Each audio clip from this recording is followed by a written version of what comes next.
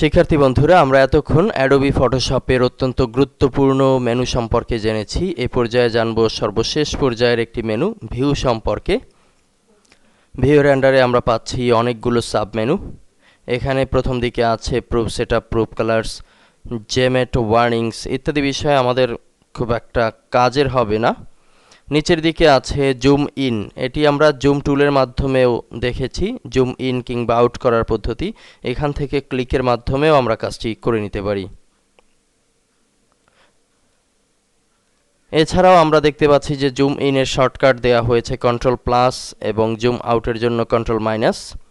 Fit on screen, actual pixel, print size ইত্যাদি বিষয়ে আমরা কিন্তু হ্যান্ড টুলে ক্লিকের পরে দেখেছিলাম। এছাড়াও আছে screen mode, standard, full screen এবং ফুল স্ক্রিন মুড ইত্যাদি বিষয় আমরা কিন্তু টুলবারের নিচের দিকে অপশনসে দেখেছিলাম। এছাড়া এখানে গুরুত্বপূর্ণ হচ্ছে শো এবং গ্রিড, এটি একটি নতুন বিষয়। আমরা স্কুল কলেজের পড়াশোনা করাকালীন সময়ে গ্রাফের কাগজ ব্যবহার করেছি অবশ্যই, এটি এক ধরনের সেই কাগজ। এর মাধ্যমে আমরা সঠিক মেজারমেন্ট করে বিভিন্ন ডেকোরেশন তৈরি করতে পারি। ধরুন আমরা যদি চাই যে এখানে একটি ত্রিভুজ তৈরি করব, তাহলে এটি সম্ভব খুব সহজেই। আমরা আমাদের শেপ থেকে লাইন টুল সিলেক্ট করছি, উপরের দিকে ওয়েট দেয়া আছে 30, এটিকে আমরা 2 করে দিচ্ছি কিংবা 1। নির্দিষ্ট একটি কালার তো সিলেক্ট অবস্থায় আছে, ডান পাশ থেকে আমরা চেঞ্জ করে নিতে পারি চাইলে। এভাবে ধরে যদি আমরা এই কর্নারে নিয়ে আসি, পরবর্তীতে যদি এরকম লাইনটি তৈরি করি এবং উপর থেকে ডান কর্নারে আরেকটি রেখা দিয়ে দেই, তাহলে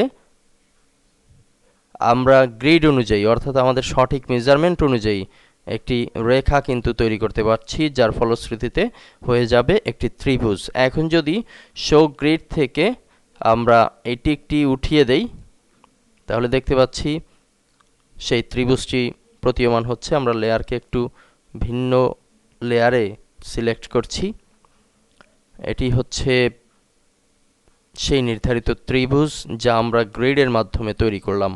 পরবর্তী কাজগুলো কিভাবে কি করব সেটি তো আমরা পূর্বেই শিখেছি। এছাড়াও শোয়ের আন্ডারে আছে স্লাইস, যদি আমরা স্লাইস করতে চাই এখান থেকেও করতে পারি। এছাড়া স্লাইস টুল তো আছেই। অর্থাৎ আমরা পূর্বে যে কাজগুলো করেছি তার বেশিরভাগ বিষয়ই এখানে রয়ে গেছে, যেগুলো আলাদাভাবে দেখানোর প্রয়োজন হচ্ছে না। নিচে আছে রুলার্স, আমরা উপরের দিকে দেখতে পাচ্ছি যে 1, 0, 1, 2, 3, 4 ইত্যাদি ইঞ্চি ভিত্তিক রুলার দেওয়া হয়েছে। এই রুলারের অন অফ হচ্ছে এখানে, আমরা এখন টিক অবস্থায় দেখতে পাচ্ছি। যদি ক্লিক করি তাহলে টিক চলে যাবে, অর্থাৎ উপরে এবং বাম পাশ থেকে রুলারটি এখন কিন্তু আর দেখা যাচ্ছে না। আবার যদি প্রয়োজন মনে করি যে রুলারের মাধ্যমে কোনো কাজ করতে হবে, তখন এটি দেয়া যেতে পারে। বিভিন্ন সময় আমরা রুলারের যে কাজগুলো করে থাকি গ্রিডের মতো, আমরা এখানেও যদি তেমন কোনো মাপ দিতে চাই তাহলে এভাবে রুলার টেনে নিয়ে আসতে পারি, আবার এই পাশ থেকে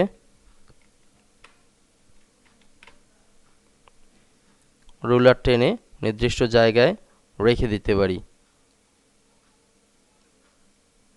এরপরে আমরা চাইলে আলাদাভাবে কোনো গ্রাফ এখানে উপস্থাপন করতে পারি। সাপোজ চাচ্ছি একটি গোল বৃত্ত হবে, এর মাঝে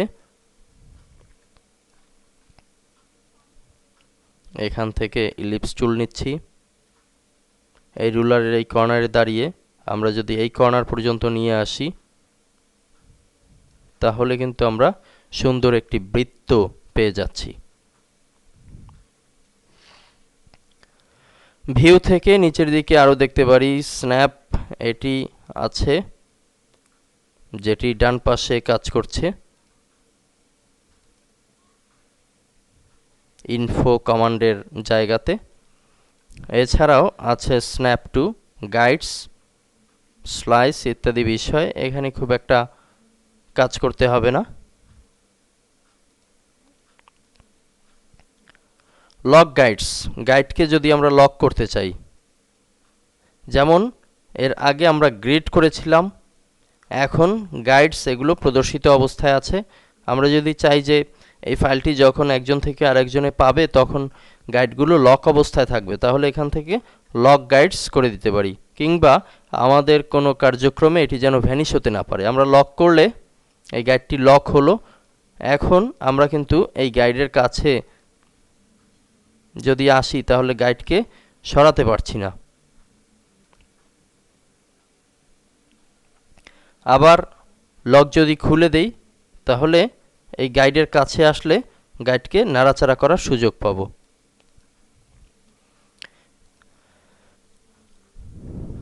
গাইডসকে যদি ক্লিয়ার করতে হয়, একেবারে বাদ দিতে হয়, তখন এখান থেকে ক্লিয়ার গাইড এটি করে দিতে পারি, সব গাইডগুলো চলে যাবে।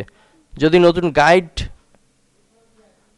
পরিমাপ অনুযায়ী ব্যবহার করতে হয়, এর আগে আমরা কিন্তু টান দিয়ে নিয়ে আসছি, এখন যদি পরিমাপ অনুযায়ী ব্যবহার করতে হয়, যেমন ভার্টিক্যাল কত ইঞ্চি রেখে সাপোজ 0.75 এত ইঞ্চি ভার্টিক্যালি আসবে, দিলাম, এই গাইড চলে আসলো। এখানে 0.75 আমরা উপরের রুলারের দিকে লক্ষ্য করলে দেখব যে এটি আধা ইঞ্চি এবং আরও আধার আধা বলতে পারি, অর্থাৎ 0.75 এই জায়গাতে গাইড করেছে।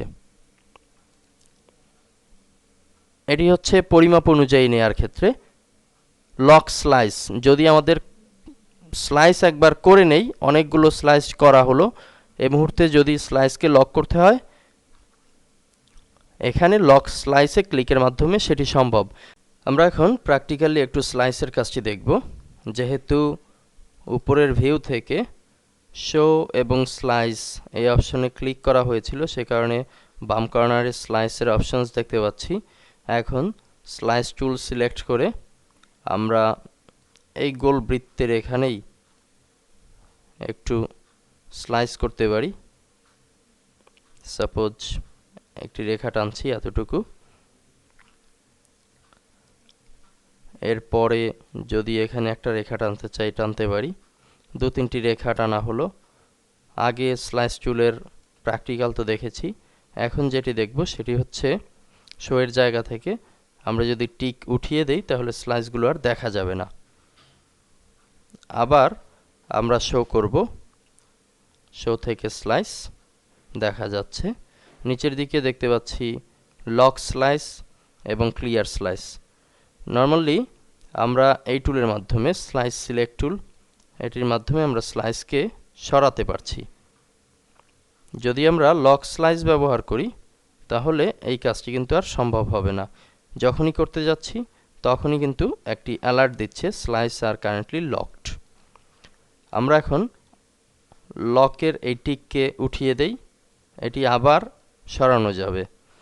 আর যদি চাই যে স্লাইসগুলো একেবারে বাদ দিয়ে দেব, তখন ক্লিয়ার স্লাইসের মাধ্যমে স্লাইস ক্লিয়ার করলাম। এখন ভিউতে গেলেও আর সেই স্লাইসগুলো ফিরে আসবে না। সামনের লেসনে আমরা জানব অ্যাডোবি ফটোশপের আরও কিছু স্পেশাল কাজ, যেগুলো আমরা সংগ্রহ করব অনলাইন থেকে। ধন্যবাদ।